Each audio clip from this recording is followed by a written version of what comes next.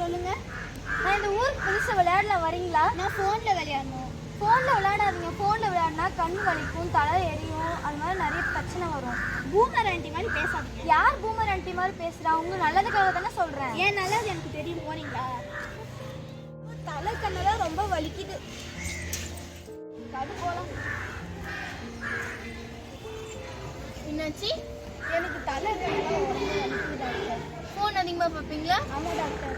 Phone அதிகமாக பார்க்கறதுனால கண் வலி, தலைவலி தான் வருது. ஃபோன் பார்க்கறத அவாய்ட் பண்ணுங்க. Okay doctor. நல்லா ரெஸ்ட் எடுங்க. என்னாச்சு? ஹாஸ்பிட்டல்லேருந்து வெளியே வரீங்க?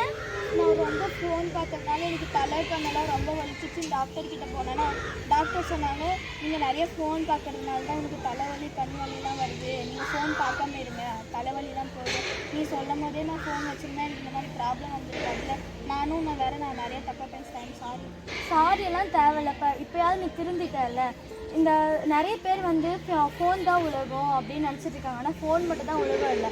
இந்த உலகத்தில் ஃபோனை தவிர இன்னும் நிறைய விஷயம் இருக்குது. அதனால ஃபோனில் விளையாடுறதை விட்டுட்டு வெளியே ஓடி ஆடி விளையாடணும். இதுக்கு நாமளும் ஒரு இன்ஸ்பிரேஷனாக இருக்கும். போகலாம்.